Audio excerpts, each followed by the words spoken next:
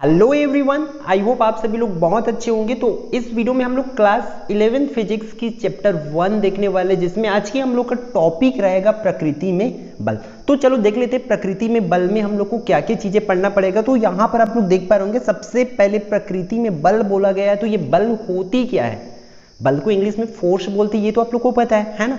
तो उस बल की भी तो कोई ना कोई डेफिनेशन होगी, परिभाषा होगी कि एक्चुअल में बल किसको बोलते हैं ना। तो ये जानना हमारे लिए जरूरी, तो चलो उसको देख लेते हैं। तो ये क्या होती है कि बल वह बाह्य कारक मीन्स एक्सटर्नल एजेंट, ठीक है, एक्सटर्नल एजेंट है जो किसी वस्तु की विरामावस्था, ठीक है, गत्यावस्था, आकार को बदल देता है या आकृति को परिवर्तन कर देता है अथवा परिवर्तन करने का प्रयास करता है, उसे ही हम लोग क्या कहते हैं? बल कहते हैं, ठीक है। यहां पर देखो, अब लोग बल किसको बोल रहे हैं समझने का कोशिश करो। बाह्य कारक मतलब कोई एक्सटर्नल एजेंट जो है, ठीक है, किसी भी वस्तु, कोई सी भी वस्तु को अगर वो गति में है, जैसे कि हम लोग का बाइसिकल है, साइकिल है, वो गति में है, अगर हम लोग उसको बल लगाएंगे मतलब ब्रेक लगाएंगे तो वो रुक जाएगा, चेंज हो रहा है, ठीक है। अगर कोई वस्तु विरामावस्था में है ना, अगर साइकिल की बात करें वो विरामावस्था में खड़ी हुई है, अगर हम लोग उसमें बल लगाएंगे मीन्स पैडल मारेंगे उसमें, है ना, तो वो क्या हो जाएगी? गति अवस्था में आ जाएगी। तो चेंजेस हो रहा है, परिवर्तन हो रहा है ना,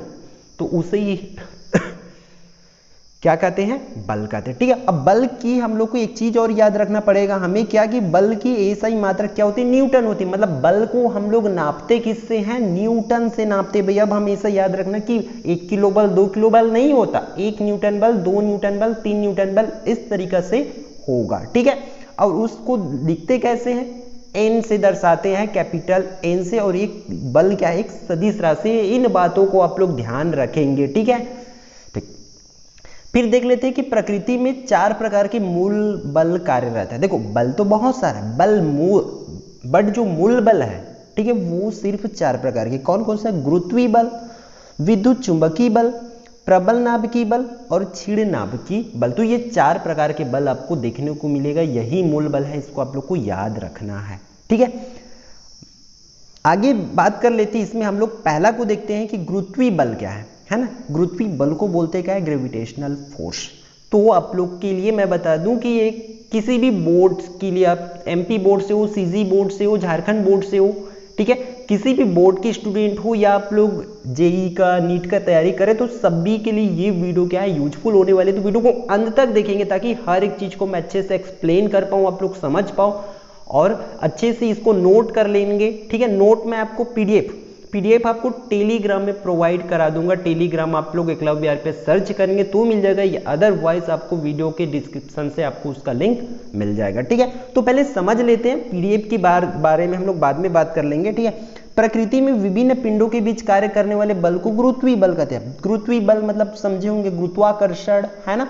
तो उसी को ही क्या बोला जाता है? विभिन्न पिंडों के बीच कार्य करने वाले, मतलब 2 पिंडों को अगर बल लगता है ना, तो उसको ही क्या बोलते हैं? गुरुत्वीय बल कहते हैं। नीचे इसके बारे में और भी लिखा हुआ है कि नहीं, 2 पिंडों के बीच कार्य करने वाले गुरुत्वीय बल, ठीक है। मान के चलो 2 पिंड है ना, इस तरीका से 1 पिंड 2 पिंड है, तो दोनों पिंडों के द्रव्यमान, मान के चलो इसका द्रव्यमान m और इसका द्रव्यमान कितना है? m2 है। तो द्रव्यमान के गुणनफल के अनुक्रमानुपाती तथा उनके बीच के, मान के चलो दूरी कितनी है? r है ना। तो दूरी के बीच की वर्ग व्युत्क्रमानुपाती होते हैं। इसके हिसाब से हम लोग का एक फॉर्मूला बन जाएगा। वो क्या? अगर मान के चलो फोर्स है ना, क्या बोला गया है कि इसमें देखो जो गुणनफल के अनुक्रमानुपाती होती है, तो अनुक्रमानुपाती का मैं चिन्ह बना दिया। गुणनफल किसके? गुणनफल द्रव्यमानों के गुणनफल। तो m1 इंटू m2 हो जाएगा, और बटा में क्या लिखेंगे? दूरी के वर्ग के व्युत्क्रमानुपाती, इसलिए वो बटा में आ जाएगा, और वर्ग बोला है तो वर्ग, इस तरीके से। अब इस फॉर्मूला को आप लोग याद रखना, ग्रेविटेशनल फोर्स के लिए है, गुरुत्वीय बल के लिए, ठीक है, क्लियर। तो आगे देख लेते हैं हम लोग इसकी विशेषताओं के बारे में कि इसकी क्या क्या विशेषताएं होती है इस गुरुत्वीय बल में, है ना। तो यहाँ आप लोग देख पा रहे कि यह बल क्या होते हैं? व्युत्क्रम वर्ग के नियम का पालन करते हैं। हम लोग अभी जस्ट देखे कि व्युत्क्रम वर्ग का रूल इसमें अप्लाई हो रहा था, है ना। यह सदैव आकर्षण बल होता है। मेन चीज याद रखने वाली बात है कि ये सदैव आकर्षण बल होता है, मतलब वो बल हमेशा आकर्षित करता है पिंडों को अपनी ओर, ठीक है। कौन सी बल? गुरुत्वीय बल। हम लोग देखे होंगे, आप लोग अगर किसी भी बॉल को, गेंद को है ऊपर फेंकते तो वो नीचे आ जाता है ना, अर्थ क्यों? वो सिर्फ और सिर्फ किसकी वजह से होते हैं, इस आकर्षण बल गुरुत्वीय बल की वजह से होता है ना। आगे देखेंगे तीसरे नंबर पर, इस बल की परास, परास मीन्स रेंज क्या होती, बहुत अधिक होती, गुरुत्वीय बल की रेंज बहुत अधिक होती है ना। हम लोग को पता है अगर हम लोग को अगर गुरुत्वाकर्षण बल को अगर उससे बाहर निकलना है तो बहुत ज्यादा रेंज तक हम लोग को बाहर जाना पड़ेगा, है ना, तब जाके हम लोग इसके लिए, और बहुत ज्यादा मेहनत भी करनी पड़ेगी, है ना, अगर बॉल को ऊपर फेंकते हैं तब। क्लियर है। तो ये बॉल से तो आप लोग को समझ आ गया होगा कि इसकी रेंज 2 है। परास, हिंदी में परास बोलते हैं, तो गुरुत्वीय बल की परास जो है बहुत अधिक होती है। चौथा बात पॉइंट क्या लिखा है कि यह केंद्रीय बल होता है। अब ये केंद्रीय बल समझने वाली बात है ना, तो मैं इसकी परिभाषा बता देता हूं कि केंद्रीय बल बोलते किसको है, पहले समझ जाओ इसको फिर आगे पढ़ेंगे। किसी वस्तु पर लगने वाले उस बल को कहते हैं, केंद्रीय बल के बारे में बोल रहा हूं मैं, ठीक है। किसी वस्तु पर लगने वाले उस बल को कहते हैं जिसका परिणाम जो है केवल r पर निर्भर करता है, मतलब उसकी दूरी पर निर्भर करता है, ठीक है। मतलब ऐसा बल जिसका परिणाम कि कितना बल लग रहा है, क्या कितना लगेगा, कैसा लगेगा, वो सिर्फ और सिर्फ डिपेंड किसके ऊपर करता है, निर्भर किसके ऊपर करता है, r के ऊपर करता है, तब उसको हम लोग केंद्रीय बल कहते हैं, ठीक है। और ये केंद्रीय बल क्या करता है, दो पिंडों को मिलाने वाली रेखा के अनुदिश कार्य करता है, ठीक है। अगर दो पिंड है ऐसे तो इस रेखा के अनुदिश मतलब यहां पर वो बल क्या करेगा, कार्य करेगा। अब बात कर लेते हैं आगे कि इसमें क्या लिखा है, यह बल संरक्षी बल होता है, ठीक है। संरक्षी बल का परिभाषा नीचे देखेंगे, इसको इंग्लिश में बोलते हैं कंजर्वेटिव फोर्स, ठीक है। सभी चीजों को हिंदी इंग्लिश दोनों में याद रखना है आप लोग को। देखो, जब किसी बल या उसके विरुद्ध किया गया कार्य पिंड की प्रारंभिक और अंतिम स्थिति पर निर्भर करता है, पद की प्रकृति पर नहीं, तो उस बल को देखो यहां पर डिफरेंट क्या रहा, पहले हम लोग देख रहे थे केंद्रीय बल, देखिए तो वो r पर निर्भर कर रहा था, मतलब दूरी पर निर्भर कर रहा था, है ना। बट अभी यहां पर देखो ये किस पर निर्भर करना है, ये निर्भर नहीं करता है किस पर, पथ की प्रकृति पर, मतलब पथ कैसा भी हो, रास्ता कैसा पर भी हो, उस पर निर्भर नहीं करता है, ठीक है। तो उस बल को ही हम लोग क्या कहते हैं, संरक्षी बल कहते हैं। क्लियर है, सभी को पॉइंट टू पॉइंट आप लोग नोट कर लेंगे। अगर पीडीएफ चाहिए तो आप लोग को टेलीग्राम से मिल जाएगी इसकी पीडीएफ, ठीक है। बस आपको जरूरत क्या है, चीजों को अच्छे से समझने का। दूसरे बल के बारे में बात करते हैं, विद्युत चुंबकीय बल, इलेक्ट्रोमैग्नेटिक फोर्स। इसको तो आप लोग क्लास 10 में भी पढ़े थे, ठीक है। तो विद्युत चुंबकीय बल किसको बोलेंगे, इसमें समझो दो आवेशित वस्तुओं के बीच लगने वाले बल को स्थिर विद्युत, मतलब दो आवेशित, है ना। आवेश आप लोग को पता होगा कि आवेश दो प्रकार की होती है, एक तो धन आवेश होती है, दूसरी होती है ऋण आवेश, ठीक है। तो ऐसे दो आवेशित वस्तु जिसमें आवेश हो, तो उन आवेशित वस्तुओं के बीच लगने वाले बल को बहुत आसान तरीके में लिखा गया है ना। तो आवेशित वस्तु के बीच लगने वाले बल को ही स्थिर वैद्युत बल कहते हैं, स्थिर विद्युत बल कहते हैं, तथा दो चुंबकों के बीच, ठीक है। अब जाहिर सी बात है चुंबकों के बीच लगेगा तो उसको क्या बोलेंगे, चुंबकीय बल बोलेंगे। क्लियर है। बात कर लेते हैं इनकी विशेषताओं की। तो इसमें पहला जो है, देखो क्या लिखा गया है कि यह बल व्युत्क्रम नियम का पालन करता है। पिछला वाला भी बल हम लोग का व्युत्क्रम नियम का पालन कर रहा था, ये भी कर रहे हैं, ठीक है। दूसरा यहाँ पर मिस्टेक हुआ, देखो यह बल है वो, ठीक है। यह बल आकर्षण और प्रतिकर्षण दोनों प्रकार का होता है। पिछला वाला में हम लोग क्या देखे थे, सिर्फ आकर्षण बल था, मतलब सिर्फ आकर्षित कर रहा था चीजों को। बट ये बल क्या होती है, विद्युत चुंबकीय बल। आप लोग देखे होंगे कभी कभी हम, मतलब हमें करेंट जब लगती है तो हम लोग कभी कभी चिपक जाते हैं, और कभी कभी हमें जोर से झटका लगता है तो हम लोग दूर फेंकाए जाते हैं ना, मतलब दूर चले जाते हैं। तो आप लोग देखिए, तो उससे समझ जाओ कि ये आकर्षित भी करते हैं, मतलब अपनी ओर खींचता भी और अपने से दूर भी फेंकता है। तो ये दोनों प्रकार की बल होती, कौन, विद्युत चुंबकीय बल। तीसरा, यह दीर्घ परास बल है, मतलब जैसे कि गुरुत्वीय बल की भी परास बहुत अधिक थी, सिमिलरली इसका भी बल की परास मतलब रेंज जो है बहुत अधिक होती है। यह केंद्रीय बल है, यह संरक्षी बल है, सेम सिमिलरली है, बस डिफरेंट यहां पर है कि ये प्रतिकर्षण बल भी है ना। अब बात कर लेते हैं यह कितने गुना होता है, तो ये गुरुत्वीय बल से कितना होता है, गुरुत्वीय बल से भी ज्यादा होता है। कितना, 10⁻36 गुना, इतना ज्यादा प्रबल होती है कौन, विद्युत चुंबकीय बल। ये उससे भी ज्यादा स्ट्रांग होती है। क्लियर है, ठीक। आगे देख लेते हैं थर्ड में क्या है कि प्रबल नाभिकीय बल, स्ट्रॉन्ग न्यूक्लियर फोर्स। तो इसमें देखो सबसे पहले तो नाभिकीय बल होती क्या, इन चीजों को हमें समझना पड़ेगा, है ना। तो प्रबल नाभिकीय बल वह बल होता है जो न्यूक्लियनों अर्थात प्रोटॉनों और न्यूट्रॉन को नाभिक में बनाए रखता है। मतलब नाभिकीय बल कहां पर लगेगा, नाभिक पर। तो ये बल कैसा है कि ये कैसे काम करता है, ये प्रोटॉन और जो न्यूट्रॉन होता है किसी भी नाभिक पर, उसको वहां पर वो बनाए रखता है ना। ठीक है, तो इसमें वह प्रोटॉन के बीच आगे पढ़ते हैं, यह बल इतना प्रबल होता है, मतलब ये इतना स्ट्रांग होता है कि ये प्रोटॉन के बीच लगने वाले प्रतिकर्षण बल के बावजूद भी, मतलब प्रोटॉन के बीच में क्या लगता है, प्रोटॉनों के बीच में प्रतिकर्षण बल लगता है, मतलब एक दूसरे को फेंकता है वो, है ना, एक दूसरे से दूर जाने की कोशिश करता है। उसके बावजूद भी ये क्या करता है, न्यूक्लियनों को नाभिक के अंदर बनाए रखता है। न्यूक्लियन किसको बोलेंगे, यहां पर हम लोग देखें न्यूक्लियन मतलब प्रोटॉन और न्यूट्रॉन। उसके बावजूद भी ये क्या काम करता है कि उसको उसके अंदर बनाए रखता है, मतलब उसमें चलो भाई तुम लोग यहीं रहो, यहां आपको कहीं नहीं जाना है करके। ठीक है, कौन, प्रबल नाभिकीय बल का काम होता है। क्लियर है।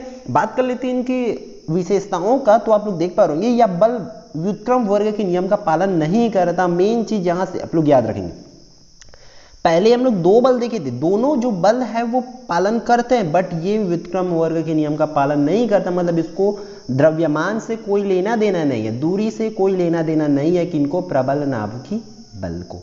क्लियर है। ठीक, दूसरा बल के बारे में बात करें तो यह बल आकर्षण बल होता है। ठीक है, जैसे कि वो हम लोग का गुरुत्वीय बल आकर्षण बल था, सिमिलरली उन्हीं की तरह ये आकर्षण बल है। अल्प पराशोती, यहां पर भी चेंजेस है, ये अल्प पराशोती मतलब इसकी रेंज जो है उतनी ज्यादा नहीं होती, आधी होती है।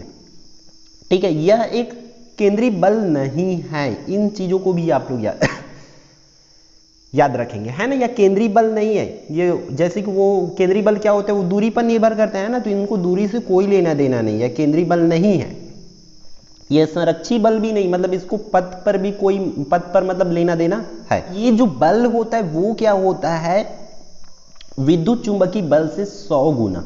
ठीक है, विद्युत चुंबकीय बल से 100 गुना, और किससे, इस वाले से गुरुत्वीय बल से 10⁻38 गुना प्रबल होता है, मतलब वो उन दोनों से भी ज्यादा होता है। ठीक है, कौन, प्रबल नाभिकीय बल। सभी बातों को आप लोग को ध्यान में रखना है, किसी भी एग्जाम में इन सभी चीजों को पूछा जा सकता है। ठीक है, और ये स्टार्टिंग क्या थ्योरिकल बेस्ड है, तो हम लोग इसको इस तरीके से देख रहे हैं। बाकी जिनको बोर्ड भी समझने की जरूरत रहेगा हम उनको बोर्ड पर जरूर देखेंगे। ठीक है, तो आगे देखते हैं। चलो, यहां पर क्षीण नाभिकीय बल, यहीं से आप लोग को एक काम करना है। अगर आप लोग चैनल को सब्सक्राइब नहीं किए होंगे तो चैनल को सब्सक्राइब कर देंगे भाई, ताकि जो क्लासेस है वो रेगुलर हो सके, क्योंकि बच्चे जितने भी यहाँ पर एक्टिव रहेंगे उतनी जल्दी से क्लासेस आती जाएगी सभी विषयों की, है ना। तो आप लोग वीडियो अच्छी लग रही है, समझ आ रही है, तो वीडियो को लाइक करेंगे, शेयर करेंगे। ठीक है, चौथा देख लेते हैं क्या, क्षीण नाभिकीय बल। ये हम लोग के मूल बल में लास्ट बल है, चौथा बल, इसको वीक न्यूक्लियर फोर्स कहते हैं, है ना। यह उन मूलभूत कणों के मध्य लगने वाला बल होता है जो रेडियो एक्टिव पदार्थों की क्षय के दौरान उत्सर्जित होता है। मतलब रेडियो एक्टिव पदार्थ जब क्षय होता है तब ये बल क्या है, उत्सर्जित होता है, बनता है, देखो निकलता है ना। तो कैसे होगा, रेडियो एक्टिव बोलते किसको, इसको समझना पड़ेगा आप लोग को, है ना। तो यहां देखो रेडियो एक्टिव बोलते किसको है, वह प्रक्रिया होती है। ठीक है, रेडियो एक्टिविता या रेडियोधर्मिता वह प्रक्रिया होती है जिसमें एक अस्थिर परमाणु अपने नाभिक से, ठीक है, नाभिक से क्या करता है, आयनीकारी विकिरण, मतलब आयोनाइजिंग रेडिएशन, मतलब एक विकिरण निकलता है किसके रूप में, ऊर्जा के रूप में। कहां से, कोई भी परमाणु होगा, उस परमाणु के अंदर से क्या निकलती है, ऊर्जा निकलती है। तो ठीक है, ऊर्जा निकलती है, तो ऐसे पदार्थ जो स्वयं ही ऐसे ऊर्जा निकालते हैं, मतलब जो पदार्थ इस तरीके से ऊर्जा जिस पदार्थ से भी निकलता है, तो उसको हम लोग रेडियो एक्टिव पदार्थ कहते हैं। क्लियर है, आपको याद आ गया होगा, समझ आ गया होगा कि रेडियो एक्टिव पदार्थ बोलते किसको है। तो रेडियो एक्टिव पदार्थों के से जो ऊर्जा निकलती है उसके दौरान क्यों कौन उत्सर्जित होता है, कौन निकलते हैं, क्षीण नाभिकीय बल के दौरान के कारण ही वो हो पाता है ना।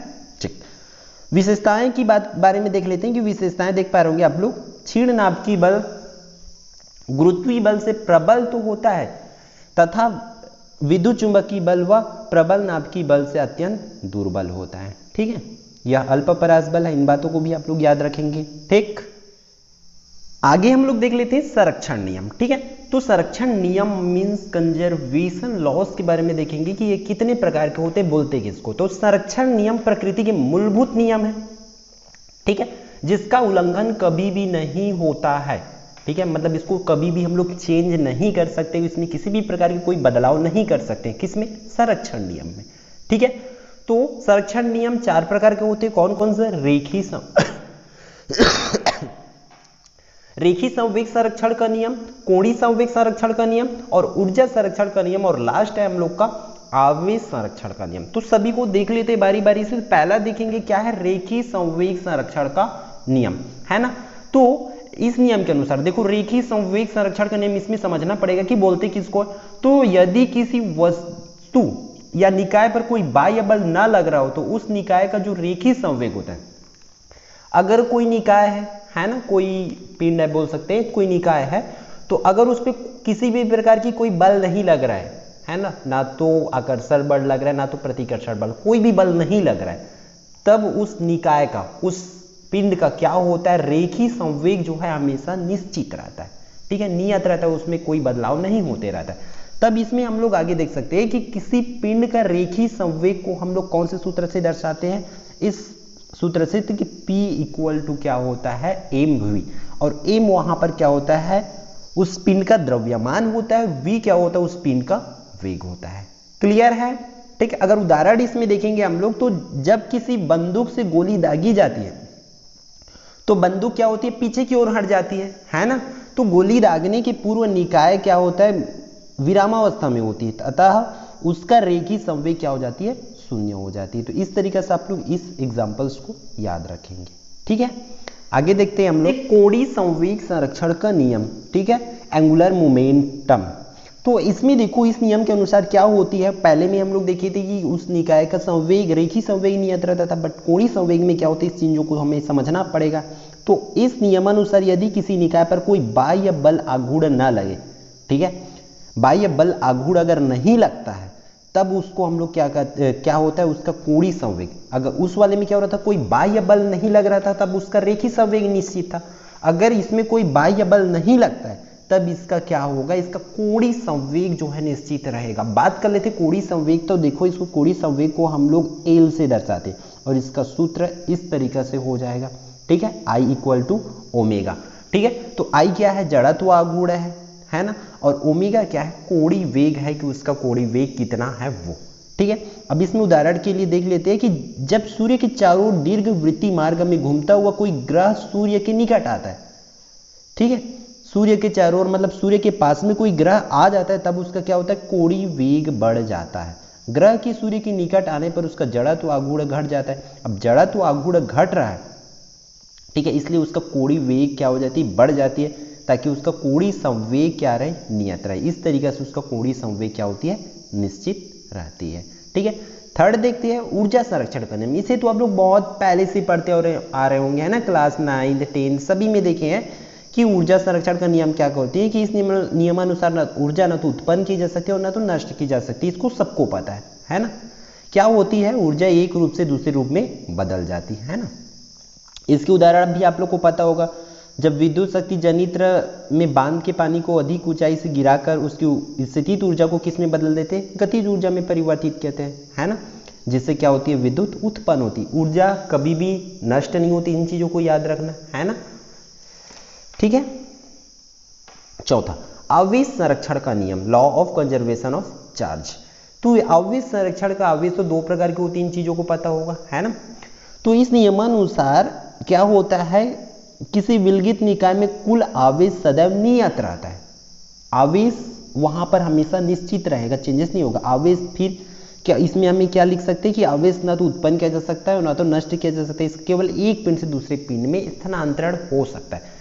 इन चीजों से भी ज्यादा हमें इन ऊपर वाले पॉइंट को याद रखना पड़ेगा कि एक विलगित निकाय में कुल आवेश सदैव नियत रहता है, वहां पर आवेश निश्चित रहेगा, आवेश कम ज्यादा नहीं होगी, ठीक है। उदाहरण के लिए, जब कांच की अनावेशित छड़ को रेशम के अनावेशित कपड़े से रगड़ते हैं, ठीक है, कांच के छड़ को हम लोग रेशम के कपड़े पे रगड़ते हैं, तो क्या होता है, कांच की छड़ में जितना धन आवेश उत्पन्न होता है, रेशम के कपड़े में उतना ही ऋण आवेश उत्पन्न होता है, ताकि निकाय का कुल आवेश पहले के बराबर ही रहे। मतलब जितना धन आवेश रहेगा उतना ही निश्चित, उतना ही क्या रहेगा, ऋण आवेश भी रहेगा, तो ताकि वो दोनों हमेशा बराबर रहे करके। क्लियर है, ठीक। आई होप ये पूरी वीडियो आपके लिए यूजफुल होगा। तो अगर किसी भी प्रकार की कोई डाउट होती है या नोट डाउनलोड करने में, नोट आपको कहाँ से मिलेगा, आपको टेलीग्राम से मिलेगा, टेलीग्राम में आपको सर्च कर लेना है एकलव्य आरपीएस, फिर आप लोग को पीडीएफ सभी चैप्टर का आपको लाइन से मिल जाएगी। ठीक है, तो आप लोग टेलीग्राम भी ज्वाइन करके रखिए, साथ ही साथ चैनल को सब्सक्राइब करके रखिए। अगर कोई डाउट होता है तो आप लोग कमेंट करके बता सकते हैं। ठीक है, और किसी भी चीज़ को और भी समझना है तो उसकी वीडियो के लिए आप लोग कमेंट करके बता सकते हैं कि कौन सी वीडियो आपको चाहिए। ठीक है, तो मिलते हैं नेक्स्ट वीडियो में।